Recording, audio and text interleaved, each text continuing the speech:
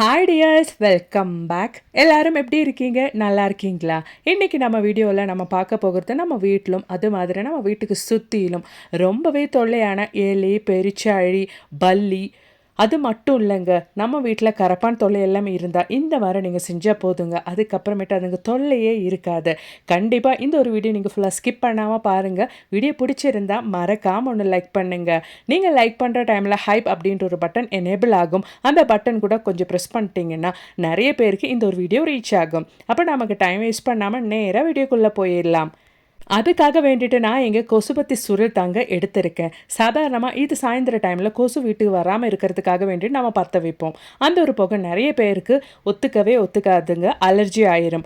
அந்த மாதிரி யூஸ் பண்ணாமல் நான் இந்த ஒரு கொசுபத்தி சுருளில் இருந்து ஒரு சின்ன துண்டு கொஞ்சம் எடுத்துட்டு நான் நல்லா இடிகளில் போட்டு நல்லா இடிச்சு எடுக்க போகிறேன். இந்த மாதிரி சின்ன சின்ன துண்டாக நம்ம போட்டு இடித்து எடுத்துக்கலாம். ரொம்ப ஃபைனாக ஒன்றும் நம்ம பொடிச்சு எடுக்கணும்னு அவசியம் இல்லை. ஜஸ்ட்டு நமக்கு ஒன்று இடிஞ்சு கிடைச்சா போதும். அதனால தான் நான் மிக்ஸி ஜார் யூஸ் பண்ணாமல் இடிகள் யூஸ் பண்ணிட்டு இருக்கிறேன். நல்லா நம்ம ஒன்று இடிச்சு எடுத்துடலாம். இந்த ஒரு கன்சிஸ்டன்சிக்கு நீங்க இடிச்சு எடுத்துக்கோங்க. இப்போ நாம இடிச்சு எடுத்த இந்த ஒரு கொசுபத்தி சுருள் வச்சு நம்ம எப்படி எல்லாம் பயன்படுத்த போறோம் அப்படின்றது பார்த்துடலாங்க வாங்க. அப்பதான் அதுக்காக வேண்டிட்டு நான் இந்த மாதிரி ஒரு யூஸ் அண்ட் த்ரோ பாத்திரம் தாங்க எடுத்திருக்கேன். இந்த மாதிரி பர்பஸுக்கெல்லாம் இந்த மாதிரி யூஸ் அண்ட் த்ரோ பாத்திரம் எடுக்கிறது தான் ரொம்பவே நல்லது. அதில் நான் ஒரு 3/4 டீஸ்பூன் அளவுக்கு கொசுபத்தி சுருள் பொடிச்சது சேர்த்துருக்கேன். அதோடவே ஒரு 1/2 டீஸ்பூன் அளவுக்கு காய பவுடர் தாங்க, பெருங்காய பவுடர் தான் சேர்த்துட்டு இருக்கிறேன். அந்த பெருங்காய பவுடர் ரொம்பவே எஃபெக்டிவானதுங்க, ரொம்ப நல்ல ரிசல்ட் நமக்கு கொடுக்கும். அதோடவே ஒரு 3/4 டீஸ்பூன் அளவுக்கு பேக்கிங் சோடா நம்ம சேர்த்து விட்டுடலாம். பேக்கிங் சோடாவும் சேர்த்ததுக்கு அப்புறமேட்டு நல்லா ஒன்று நம்ம இந்த மாதிரி மிக்ஸ் பண்ணி விட்டுடலாம். அதுக்கப்புறமேட்டு நமக்கு தேவையானது கற்பூரம் தான். சின்ன கற்பூரமாக இருக்கிறதுனால நான் 2 சேர்த்து நல்லா ஒன்று பொடிச்சு சேர்த்துட்டேன். இப்போ நம்ம சேர்த்து கொடுத்த இந்த இன்க்ரீடியன்ஸ் எல்லாம் சேர்த்து நம்ம நல்லா ஒன்று மிக்ஸ் பண்ணி விட்டுடலாம். நல்லா மிக்ஸ் பண்ணதுக்கு அப்புறமேட்டு நமக்கு தேவையானது டெட்டால் தான்.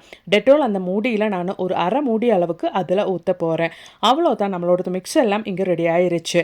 நல்ல ஒன்று ஃபஸ்ட்டு நம்ம டெட்டால் சேர்த்து அந்த பொடியெல்லாம் சேர்த்து நம்ம மிக்ஸ் பண்ணி விட்டுடலாம். இப்போ நாம் இளம் சூடான தண்ணி இதில் ஊற்றணுங்க. அதுக்கு முன்னாடி நீங்கள் நல்லா ஒன்று மிக்ஸ் பண்ணிக்கோங்க. அப்போ தான் நமக்கு கரெக்டாக அந்த தண்ணியில் இந்த மிக்ஸ் எல்லாம் டைலூட் ஆகி கிடைக்கும். அதுக்காக வேண்டித்தான் நல்லா மிக்ஸ் பண்ணிட்டோம். இப்போ இளம் சூடான தண்ணி நம்ம ஊற்றினா நல்லா பர்ஃபெக்டாக நமக்கு அந்த தண்ணியில் நம்ம சேர்த்து கொடுத்த இன்க்ரீடியன்ஸ் எல்லாம் மிக்ஸ் ஆகி கிடைக்கும். கொசுபத்தி சுருள் பற்ற வைக்கும் போது அதிலிருந்து வர புகை நிறைய பேருக்கு ஒத்துக்காது. அந்த புகை குழந்தைங்க எல்லாம் இருக்கிற வீட்டில் நம்ம பற்ற வச்சுட்டோம்னா அது சுவாசிக்கிறது ரொம்பவே பிரச்சனை கொடுத்துரும். அதுக்கு பதிலாக நீங்கள் இந்த மாதிரி யூஸ் பண்ணிட்டீங்கன்னா உங்களுக்கு ரொம்பவே யூஸ்ஃபுல்லாக இருக்குங்க. இப்போ நம்ம ரெடி பண்ண இந்த ஒரு சொல்யூஷன் நம்ம ஒரு 1 hour டைமுக்கு ரெஸ்ட் பண்ணுறதுக்காக அப்படியே வச்சிடலாம். அதுக்கப்புறமேட்டு தான் நம்ம பயன்படுத்த போகிறோம். இப்போ 1 hour முடிஞ்சிருச்சுங்க. நம்மளோட சொல்யூஷன் நல்லா செட் ஆயிருச்சு. இப்போ நம்ம ஓப்பன் பண்ணும்போது அந்த ஒரு சொல்யூஷன்லேருந்து நல்ல ஒரு ஸ்மெல்லு, அதாவது இந்த ஒரு ஸ்மெல்லு நம்ம வீட்டில் இருக்கிற கரப்பான், பல்லி அது மட்டும் இல்லைங்க, கொசுங்களுக்கெல்லாம் ஆகவே ஆகாது. இப்போ அந்த ஒரு தண்ணியில் கொஞ்சம் கூட தண்ணி நம்ம ஊற்றிட்டோம். அதாவது ஒரு 1/4 லிட்டர் அளவுக்கு தான் நம்ம இங்கே சொல்யூஷன் ரெடி பண்ணிட்டு இருக்கிறோம். கரெக்டாக நம்ம சேர்த்து கொடுத்த இன்க்ரீடியன்ஸ் எல்லாம் நீங்கள் அந்த அளவில் சேர்த்து 1/4 லிட்டர் தண்ணி ஊற்றிட்டீங்கன்னா கரெக்டாக இருக்கும். இப்போ நமக்கு ஒரு ஸ்ப்ரே பாட்டிலில் ஊற்றிக்கலாம். நான் இங்கே ஒரு ஹேண்ட் வாஷ் பாட்டில் தாங்க பயன்படுத்திட்டு இருக்கிறேன். உங்கள் கையில் ஸ்ப்ரே பாட்டில் இல்லை அப்படின்னா நீங்கள் ஒரு சின்ன பாட்டில் எடுத்து அதோட மூடியில் ஹோல்ஸ் போட்டுட்டு கூட நீங்கள் பயன்படுத்திக்கலாம். நான் என்கிட்ட ஹேண்ட் வாஷ் தீர்ந்தப்போ அந்த ஒரு பாட்டில் தான் இந்த மாதிரி பர்பஸுக்கெல்லாம் யூஸ் பண்ணிட்டு இருக்கிறேன். பாருங்கள், அவ்வளோதான், நம்மளோட சொல்யூஷன் இங்கே ரெடி ஆயிருச்சு. மாத கணக்கானாலும் இந்த ஒரு சொல்யூஷன் நமக்கு கெட்டு போகாது. ரொம்பவே யூஸ்ஃபுல்லான ஒரு சொல்யூஷன் தாங்க இது. கண்டிப்பாக நீங்களும் வீட்டில் ட்ரை பண்ணுங்க. நைட்டு நம்ம வேலையெல்லாம் முடிச்சதுக்கு அப்புறமேட்டு கிச்சன் சிங்கில் இந்த ஒரு சொல்யூஷன் நீங்கள் ஸ்ப்ரே பண்ணிட்டீங்கன்னா கிச்சன் சிங்க்கு வழி வர அந்த பிராணிக தொல்லையெல்லாம் நமக்கு இருக்காதுங்க. கண்டிப்பாக ட்ரை பண்ணுங்கள். ரொம்பவே ஹைஜீனிக்காக நம்ம மெயின்டைன் பண்ண வேண்டிய ஒரு இடம் தான் நம்மளோட கிச்சன் சிங்கு. அதில் நீங்கள் கண்டிப்பாக டெய்லி இந்த மாதிரி செஞ்சுட்டிங்கன்னா ரொம்பவே ரிசல்ட் கொடுக்கும். அது மட்டும் இல்லைங்க, கிச்சனில் ஃபுட்டோட ஸ்மெல்லுக்கெல்லாம் பல்லி, கரப்பானெல்லாம் வந்துக்கிட்டே இருக்கும். அது மட்டும் இல்லை, பொடிங்க தொல்லையெல்லாம் இருந்துச்சுன்னா நைட்டு நீங்கள் தூங்குறதுக்கு முன்னாடி இந்த ஒரு சொல்யூஷன் ஸ்ப்ரே பண்ணிவிட்டு நல்லா ஒன்று உங்களோட கேஸ் ஸ்டோப்பு, கவுண்டர் டாப் எல்லாம் தொடச்சி விட்டுட்டிங்கன்னா அந்த ஒரு ஸ்மெல்லுக்கு பல்லி தொல்லை, கரப்பான் தொல்லை, பொடிங்க தொல்லை, கொசு தொல்லை கூட இருக்காதுங்க. அது மட்டும் இல்லை, சாயந்தர டைமில் உங்கள் வீட்டுக்கு சுற்றிலும் இந்த ஒரு சொல்யூஷன் நீங்கள் இந்த மாதிரி ஸ்ப்ரே பண்ணிட்டீங்கன்னா கொசு தொல்லை வீட்டில் இருக்காது. அது மட்டும் இல்லை, அந்த ஒரு ஸ்மெல்லுக்கு எலி, பெருச்சாழி அது மட்டும் இல்லைங்க, பாம்பு கூட உங்கள் வீட்டு பக்கமே வராது. கண்டினியூஸாக நீங்கள் ஒரு வாரம் இந்த ஒரு சொல்யூஷன் உங்கள் வீட்டு சுற்றிலும் அடித்து பாருங்கள். உங்களுக்கே அந்த ஒரு வித்தியாசம் தெரிய வரும். கண்டிப்பாக ட்ரை பண்ணுங்கள். பிடிச்சிருந்தா மறக்காமல் ஒன்று லைக் பண்ணுங்கள் ஃப்ரெண்ட்ஸ். அப்போ நீ அது போலவே பூண்டோட இந்த ஒரு காம்பு பகுதி தாங்க நான் எடுத்து வச்சுருக்கேன்.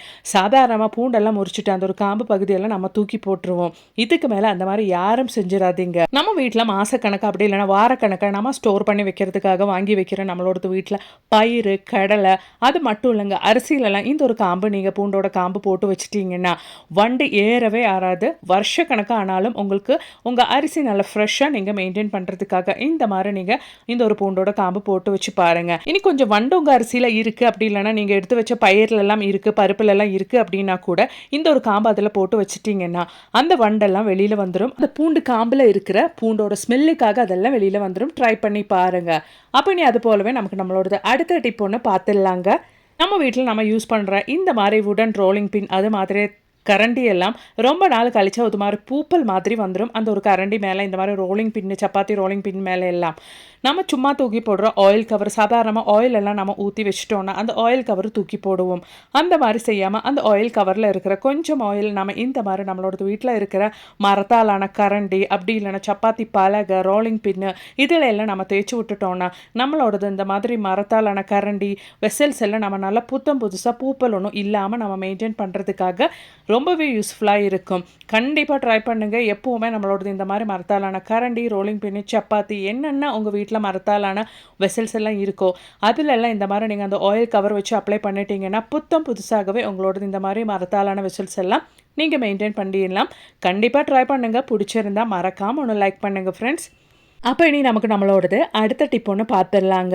ரொம்பவே தொல்லையாக இருக்கும் உங்கள் வீட்டுக்கு சுற்றிலும் எலி தொல்லை, பெருச்சாழி தொல்லை உங்கள் வீட்டுக்குள்ளே எல்லாம் இருக்குது அப்படின்னா இந்த ஒரு டிப்பு உங்களுக்கு ரொம்பவே யூஸ்ஃபுல்லாக இருக்குங்க. ரொம்பவே உங்கள் வீட்டில் இருக்கிற இந்த ஒரு பொருள் மட்டும் இருந்தால் போதும், நீங்கள் அது ஈஸியாக செஞ்சு எடுத்துடலாம். அப்போ நாம் அதை எப்படி செய்ய போகிறோம் அப்படின்றது பார்த்துடலாம். அதுக்காக வேண்டிட்டு எலிங்களுக்கும் பெருச்சாயங்களுக்கும் ரொம்பவே பிடிச்ச ஃபுட்டான கிழங்கு தாங்க நான் எடுத்திருக்கேன். அந்த கிழங்கு நாம் இந்த மாதிரி கட் பண்ணி எடுத்துக்கலாம். கட் பண்ணி எடுத்ததுக்கு அப்புறமேட்டு இந்த மாதிரி அந்த உள்பகுதி நம்ம எடுத்துக்கலாம். உள்பகுதி எடுத்ததுக்கு அப்புறமேட்டு அந்த கிழங்கோட உள்பகுதி நம்ம தூக்கி போடக்கூடாது, அது நம்ம பயன்படுத்துவோம். இந்த மாதிரி நம்ம க்ளீன் பண்ணி எடுத்துக்கலாங்க. அதுக்கப்புறமேட்டு நம்ம இப்போ க்ளீன் பண்ணி எடுத்த இந்த ஒரு கிழங்கு நம்ம எப்படி பயன்படுத்த போகிறோம் அப்படின்றது கூட பார்த்துடலாம். பாருங்கள், இந்த மாதிரி நம்ம கிழங்கு ரெடி பண்ணி எடுத்துட்டோம்.